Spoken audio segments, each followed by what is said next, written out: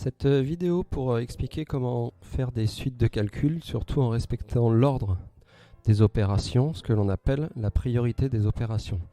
Donc rappel de la règle de priorité des opérations, il faut calculer en premier les parenthèses, bien entendu s'il y en a, et il peut même y avoir parfois des parenthèses dans d'autres parenthèses. Dans ce cas-là, on a des crochets.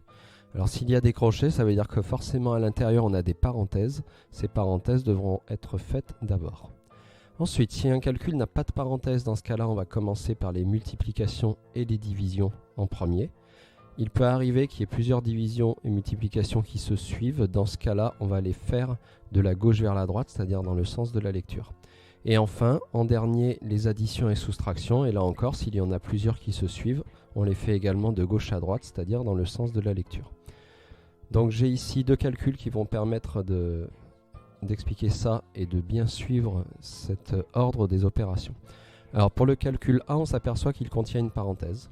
Seulement, il peut arriver qu'à l'intérieur d'une parenthèse, on ait plusieurs opérations, ce qui est le cas ici. Dans ce cas-là, il va bien falloir se demander ce que l'on fait en premier.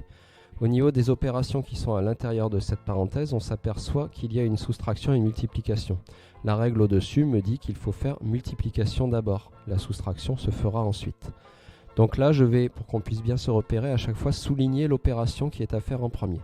Donc la parenthèse est à faire en premier, mais à l'intérieur de cette parenthèse, entre la soustraction et la multiplication, c'est la multiplication qui se fait en premier. Ensuite, l'idée, c'est de se dire, tout le reste, ce qui n'est pas calculé, doit rester à sa place. Surtout ne pas changer de place. Par exemple, je ne vais pas me dire 2 fois 3 vaut 6 et je commence mon calcul par 6. Non, ce serait faux, parce que le 6 ne serait pas au bon endroit. L'idée, c'est que le 6 vienne se mettre en dessous du 2 fois 3. Donc ce que je peux faire, c'est tout de suite recopier ce qui n'est pas souligné, c'est-à-dire ce qui n'est pas prioritaire. Donc le 10 fois parenthèse 17 moins et la parenthèse à la fin. Et là maintenant, je vais venir mettre le 2 fois 3 qui vaut 6 en le mettant bien à l'endroit où il doit être. Maintenant, pour cette nouvelle ligne de calcul, je m'aperçois que j'ai toujours la parenthèse. En fait, je l'ai recopiée parce que je n'ai pas fini de calculer tout ce qu'il y avait à l'intérieur. Donc, en l'ayant recopiée, elle est de nouveau prioritaire. Et là, cette fois, elle ne contient qu'une opération, ce 17 moins 6, qui est donc prioritaire. Là encore, je vais recopier ce que je ne calcule pas, c'est-à-dire le 10 fois. Je le recopie bien à l'endroit où il était, c'est-à-dire qu'il était écrit en premier. Et là, je vais venir mettre le résultat de 17 moins 6, qui vaut 11. Et là, enfin, j'ai plus qu'une opération. Moi, je ne la souligne pas, mais on peut la souligner, mais il n'y a qu'elle à faire. 10 fois 11, qui donne 110. On explique également tout ça sur un calcul plus long, comme le calcul B. Alors, le calcul B contient beaucoup d'opérations, mais parmi ces opérations, il contient des crochets et des parenthèses. Les crochets, en fait, sont comme des parenthèses. C'est la même chose, seulement, à l'intérieur de ces crochets, il y a une autre parenthèse. C'est elle qui va être prioritaire. Je vais donc commencer par ce que l'on appelle la petite parenthèse, c'est-à-dire la parenthèse à l'intérieur des crochets.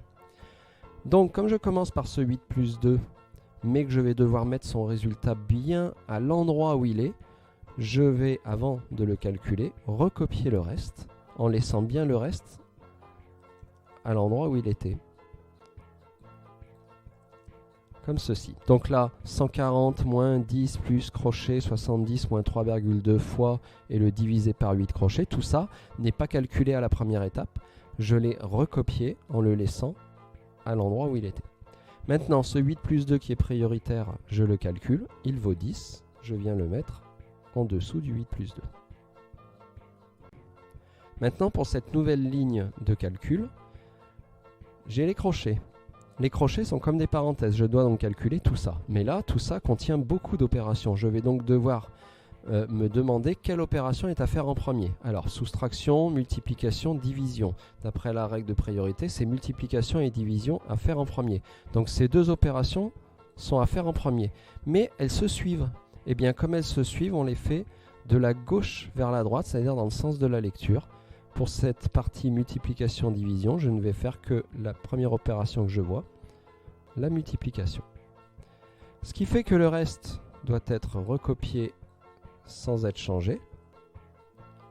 Donc tout ceci. Alors maintenant, multiplié par 10, on a une technique très simple. Quand on a un nombre décimal, ça consiste à décaler la virgule d'un rang à droite. La virgule va passer derrière le 2, donc cette multiplication vaut 32. Nouvelle ligne de calcul.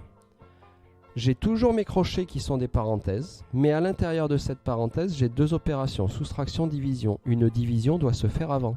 Je vais donc calculer ce 32 divisé par 8 et recopier le reste qui attendra les étapes suivantes. Alors maintenant, ce 32 divisé par 8, combien de fois 8 dans 32? 4 fois, donc la division vaut 4. Maintenant, pour cette nouvelle ligne, j'ai toujours les crochets. Hein. J'ai toujours pas fini de calculer ce qu'il y a à l'intérieur des crochets, mais comme les crochets sont comme des parenthèses, ils sont prioritaires. Et là, cette fois, il n'y a plus qu'une seule opération dans ce crochet. Donc, c'est bien cette opération-là que je vais faire. Et recopier là encore le reste. Alors, je calcule ce 70 moins 4 qui vaut 66. Et là, je ne remets plus le crochet, j'ai fini de le calculer.